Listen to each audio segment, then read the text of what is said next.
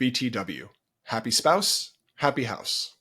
Welcome to Beyond the Work, Tales in Multifamily Maintenance. My name is Chris Caramanica, and I'd like to thank you for joining me for this very first episode. I'd like to begin by telling you a little bit about myself. For the last 9 years, I have been a director of facilities with wind companies. I oversee 90 communities in 4 states, consisting of a little over 10,000 units of affordable housing. I've been in the multifamily industry for 15 years, but I've been working in facilities for almost 25. I hold my CAMT, CAMT plus E, CAMT plus L credentials, as well as numerous other credentials and certifications. I'm also a very active member and volunteer with NAA and NAAEI. I'm also a national presenter and educator and a member of the NAAEI faculty. So, how did I get here today? How did I get into the business? I often hear stories of how people fell into the industry. Now, I know there are plenty of you out there that started your professional careers in the multifamily industry. But more often than not, I hear about people who job hopped or found their way into this wonderful industry. And I'm one of those people. See, I started my post-secondary life at Ithaca College in the beautiful Finger Lakes region of upstate New York. I had a desire to be a physics teacher, specifically, and I entered into the science program there. Well, as you can imagine, I am not a science teacher. I do not teach physics. But after a year in the program, I decided to jump over to a completely different course of action that changed my entire life. I went into the theater arts management program. Yes, science teacher to theater arts manager. Did that program in about 3 years. And upon graduation, I was successfully hired by Blue Man Group as their assistant theater manager and facility coordinator in New York City.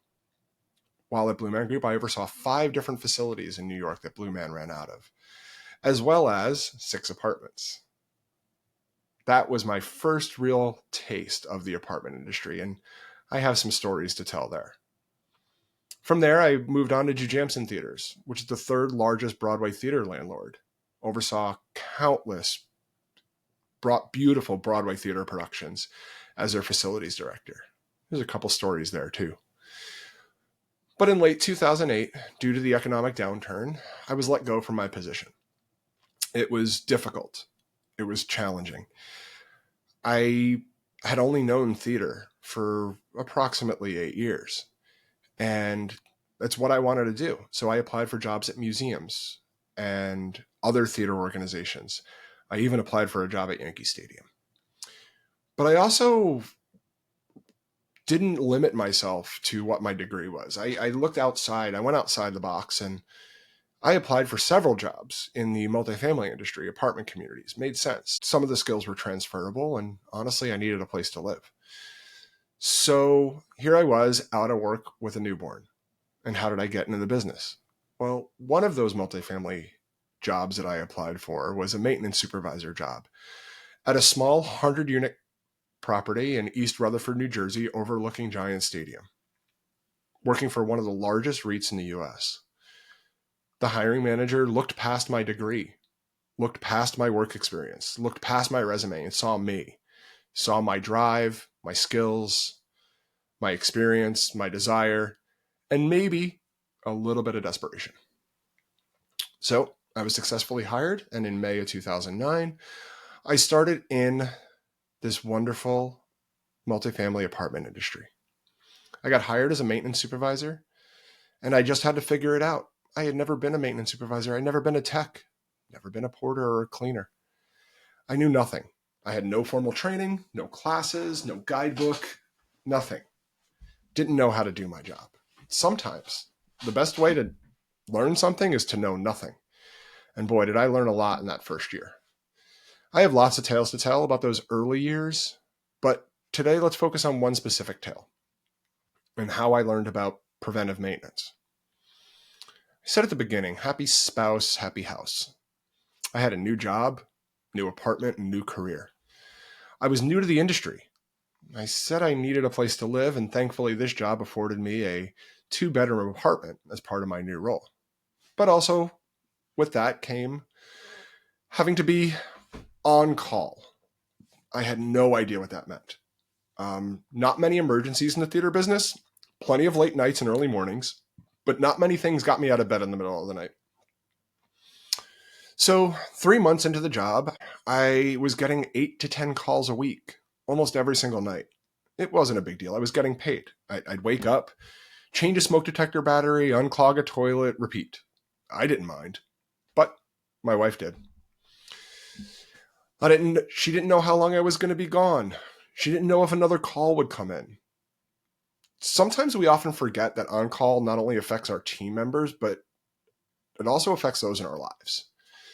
And I was very nicely asked to figure it out. So I came up with a simple solution. I reviewed all the completed work order history and reviewed all the on-call history for the last year or so, even before I was there. I started to see some trends to appear. They just started to jump out at me off the page as I started printing out pages and pages of work orders. There was frequent calls for smoke detector batteries and HVAC filters. That was easy enough. So I decided I'd go out and purchase all the supplies I needed. I bought all the 9-volt batteries that I needed and all the HVAC filters, and then changed them all in 2 days, 16 hours. That's it. That's all I did. No work orders, no unit turnovers. Yeah, I cleaned the building, but that was part of the base job. So, but what I didn't know at the time is that I accidentally created my first preventive maintenance program. See, happy spouse, happy house. I didn't know what a PM program was, but I had started the foundations of one. 6 months later, it was time to change all those filters and batteries again. This time I did a little bit more in each unit. I dropped condensate tabs in the HVAC units. I cleaned the air handler. I checked all the plumbing fixtures for leaks. I flushed the water heaters. This took me a little bit more than 16 hours to get through all 100 units, but these were the things that I was dealing with during routine calls over the last 6 months. I found a lot of leaking toilets that no one had ever called in. I was green in my career, and I didn't realize how much money was literally being flushed down the drain. I changed fill valves and flappers as part of this round of PMs, as needed, of course. I also learned to do these things at unit turnover too, which, without even thinking about it, just made more sense. And we'll talk more about that later on. So, boom, mic drop, PM program in place, easy peasy. I didn't even have the full grasp of the benefits of what I was doing. I was too new to the business. I knew a lot of the good things that were happening at the site, but I never really attributed them to my PM program. In hindsight and years of experience later, I now think that I can. See, our payroll went down due to the reduced amount of on-calls. Bad for me, good for the site. Resident satisfaction scores had gone up. Resident renewals increased. New resident work orders in the first year were decreasing. My property was winning awards every quarter. I didn't even know why. I just thought I was just doing a great job. But now I can attribute it back to looking and starting that preventative maintenance program that hadn't existed before. And yes, my wife and I were sleeping through the night, even if our baby girl wasn't. So as I've progressed through the multifamily industry the last 15 years, and definitely in my role as a director of facilities now, is I often hear there's no time for preventative maintenance. The daily routine at sites is you clean the grounds, your amenities, and your tour path. You make sure all the garbage is taken out. You start on your make-readies and unit turnovers, and then you tackle your work orders. There's just not enough time in the day for a PM program. Everything has to be done quickly. You have to clean up the grounds and the tour path before the office opens. You have to get work orders completed while residents are home, or even better, before they get home. You have to complete your make-readies so they can get leased. But what if we slowed down? What if we took a little bit more time to plan? What if we took time to focus on the important before the urgent? That's what I did. I slowed down. I looked back and I planned ahead. I decided to become more proactive instead of reactive. Let's face it, we work in a very reactive business. The benefits of being proactive far outweigh those of being reactive. More on being reactive, it is draining. We drain our our personal energy, our personal batteries. But when you're proactive, you feel energized because you know that you're accomplishing something before it needs to get done. Everyone knows a PM program is something they should be doing for all the reasons that I listed. Unfortunately, despite our best efforts, PM programs often get pushed to the back of the line, bottom of the list. So how do we move it up to the top of the list? Let's see. The late Archbishop Desmond Tutu once said, "There's only one way to eat an elephant, one bite at a time." That's how we do it. Do you want to start or restart your PM program? Do it the same way, one bite at a time. If you've never done a PM program or you've lapsed on an existing one, that's it. Start it, one task at a time. Look at your typical routine for your day. Do you clean the grounds, amenities, tour path? You take out your garbage, start on those make-readies and tackle those work orders. What if you added preventative maintenance tasks to your daily routine? Maybe just 1 hour a day. Do something that needs to be done, that's important to be done to avoid a work order or a system failure later. Just one thing. What about a different approach? You receive a work order for a clogged toilet. You go to the unit with your plunger or your auger to address the work order. Why don't you spend 5, 8, 10 minutes to check on the unit's AC filter, inspect the apartment for leaks, change that smoke detector battery, test all the appliances? You're there. You spend time now to save time later. You may go to a work order for one thing, but what if you addressed or prevented 3 future work orders? You've now cut your work order list down. Recently, I was presenting on stage at Apartmentalize in Philadelphia, discussing how to save money without resorting to bubblegum and duct tape. During our presentation, during this presentation that we had planned, I had this aha moment that I hadn't thought about before, or maybe it just came back to me. So I shared it right there live with the group. The basics of a unit turnover consist of 5 main tasks. I know every company has a different policy and procedure. They all do them in a different order. Turn times, on average in our industry are 3 to 7 days.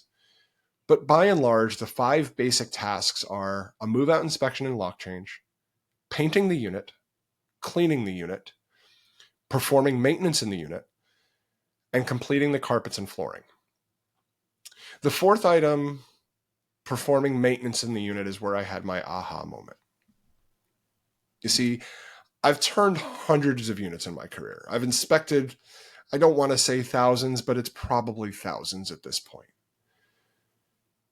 During the performing of the maintenance in a unit, during a turnover, what are we doing? We're usually fixing what's broken. We're replacing what can't be fixed.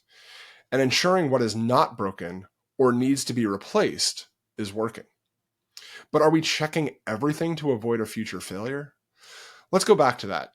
Are we ensuring what is not broken or needs to be replaced is working? Is it working for the moment, or are we making sure that it's going to work in the long term? Right? Does that make sense? Sometimes something doesn't look broken. Sometimes something doesn't need to be replaced, but it could be on the verge of failure. Without taking the extra time, without spending an extra minute or 2 to really look at the things that we are touching and repairing and inspecting in a unit, we might miss signs of future failure. Let me give you some examples. Are you proactively snaking drains in units at unit turnover? Just because a drain is not clogged today and a toilet is flushing properly doesn't mean it won't clog tomorrow. Are you performing a full cleaning on your HVAC system? Are you cleaning the condenser? Are you cleaning the evaporator? Are you cleaning your air handler? Not just changing your filters and dropping condensate tabs? Or are you waiting to do your PMs twice a year on that PM program that you just never have time to get to? Are you testing and running the appliances? Are you cleaning the coils on the fridge? Are you cleaning the strainer in the dishwasher? Are you checking the seals around the doors and windows and even your appliances like your refrigerator, freezers, and dishwashers? What about tightening and lubricating door handles and hinges? Are you making sure that they don't creak? Are you making sure that they're permanently affixed into the door frame? So what we need to do is ensure that we're doing not just routine maintenance of the fixing and the replacing as we're going through. We need to make sure we're doing preventive maintenance as well. Maybe as a separate checklist, maybe as a separate task. Maybe it's not just performing maintenance in a unit, it's performing maintenance in the unit and performing preventive maintenance in a unit. Even if these tasks add an extra day to your turn time, you're going to save so much more money later and have way more satisfied residents. If you spend a little bit more time on turnover, the cost may increase and your vacancy loss may increase. But I can guarantee you're going to make it up by reducing the amount of calls that you have, whether that's on calls or routine work orders. You're going to increase resident satisfaction and hopefully increase the likelihood of renewal. You see, we are in a service industry. We service our residents when the need arises. But what if we take away or reduce the needs for our services? We will make their time with us more enjoyable. We will reduce our workload and, in short, make our lives easier both in the short and the long term. Think about a time that you had a bad service experience, whether it was at a restaurant, hotel, or amusement park. Close your eyes. Do you remember it? How did it make you feel? You probably tell stories about it. You may even have written a review. You may never even go back to that place.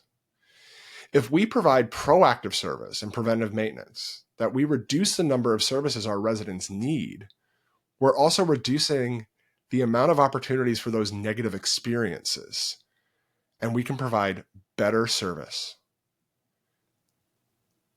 And this will avoid residents telling tales about us. And this is our tale in multifamily maintenance for today. Thank you so much for joining me, and I look forward to speaking to you next time on Beyond the Work, Tales in Multifamily Maintenance.